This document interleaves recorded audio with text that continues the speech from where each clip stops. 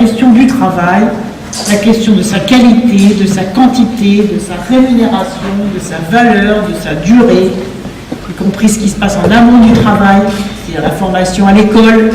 Et quand l'un de vous disait que les Allemands et les Anglais travaillaient ensemble, et puis que la plaisanterie, c'était de dire quand deux Français sont ensemble, ils ne travaillent pas ensemble, mais à la source, il y a quand même le modèle scolaire qui apprend très jeune aux enfants la compétition individuelle, alors qu'ailleurs,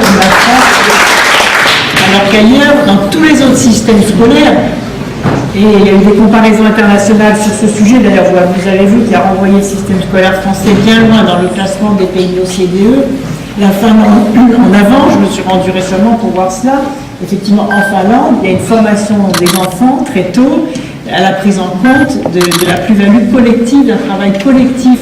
C'est-à-dire que quand un enfant est bon dans un groupe, il tire le groupe.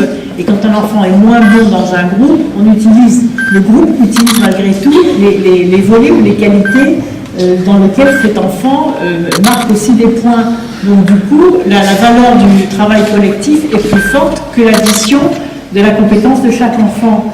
Et ça, cette dynamique pédagogique qui est totalement absente du système scolaire français, où les ressorts n'ont pas changé, à savoir la compétition individuelle entre les enfants, explique ensuite que dans le monde du travail, il y a ce problème.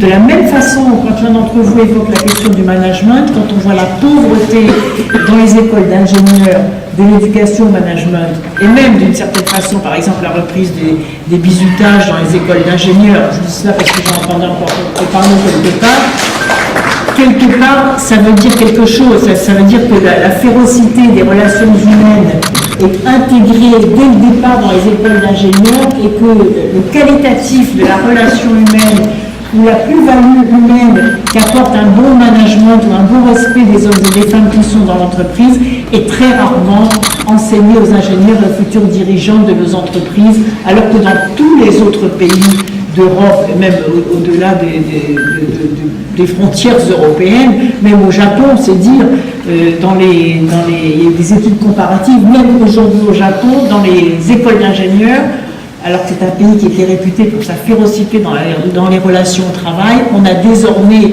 intégré dans la compétitivité économique de l'entreprise la qualité humaine du management des hommes et des femmes dans l'entreprise. Donc là aussi, c'est un sujet politique majeur et il y a du chemin à faire.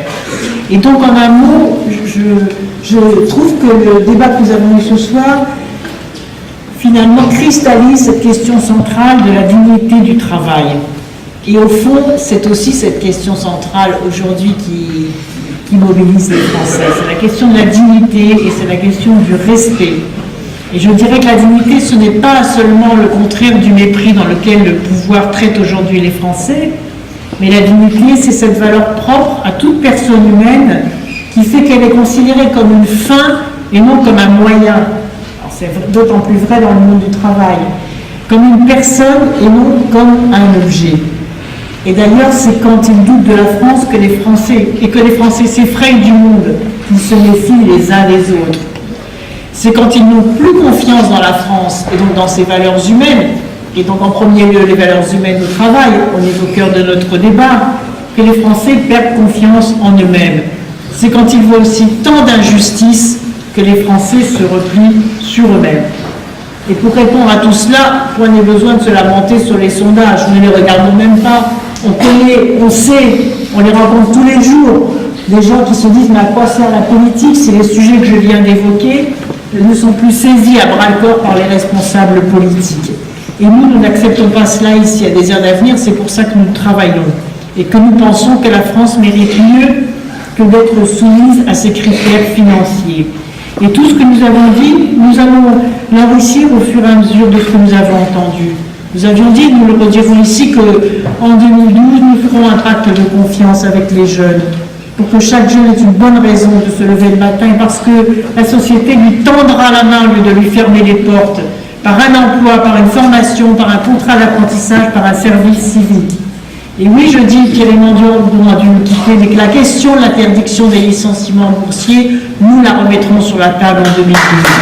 Oui, je redis ici que, à l'occasion de ce débat sur le travail, que nous ferons rembourser les aides publiques par les entreprises qui délocalisent alors qu'elles font du profit ou qui licencient alors qu'elles font des bénéfices.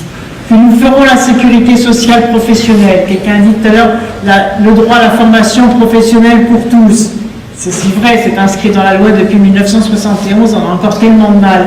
Et notamment les femmes ont encore tellement de mal, beaucoup plus que dans les entreprises, à accéder à la formation professionnelle. Il y a encore énormément de travail à faire. Et là, comme nous le faisons dans certaines régions, en particulier dans celle que je préside, nous avons créé un service public de la formation professionnelle pour faire en sorte que tous les financeurs de la formation professionnelle partent du besoin des salariés et non pas du maintien ou de l'auto-entretien des organismes de formation privés.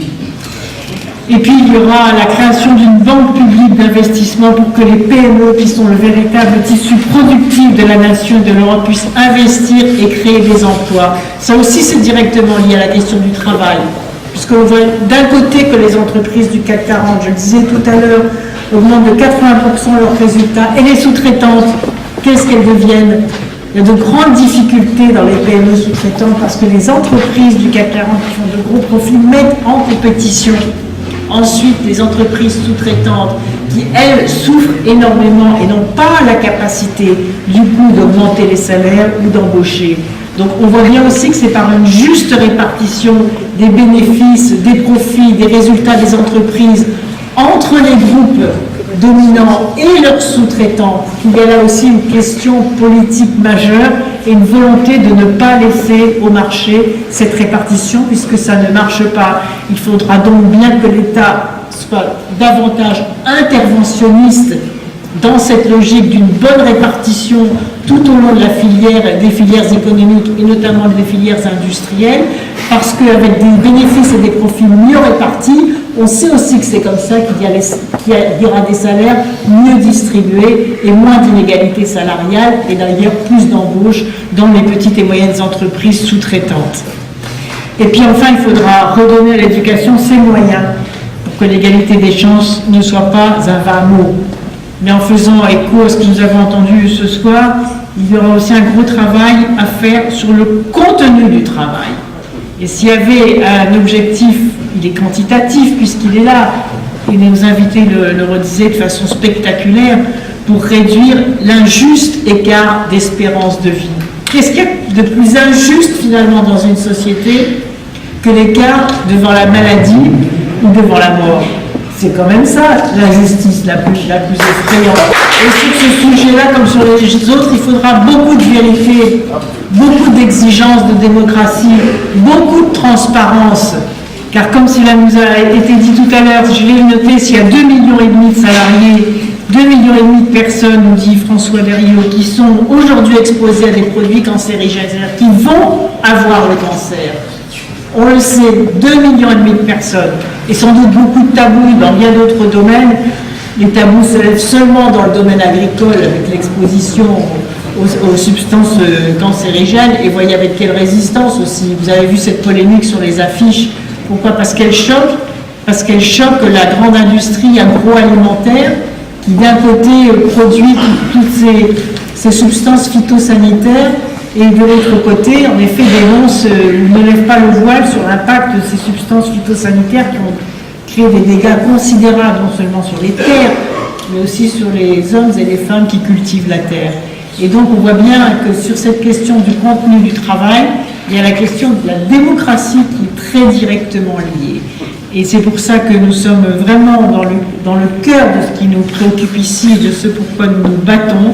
C'est-à-dire que tous ceux qui aujourd'hui ne peuvent pas s'exprimer, tous ceux qui sont sans voix ont besoin de nous, et par notre courage, donnons-leur confiance, pour qu'ils sachent que bientôt, ils n'auront plus à subir, ils n'auront plus à se taire, et pour reprendre une expression tout à l'heure de François Berriot, les Français, en effet, si nous sommes à la hauteur de ce qu'ils attendent de nous, les Français n'auront plus de raison d'avoir ni peur ni honte.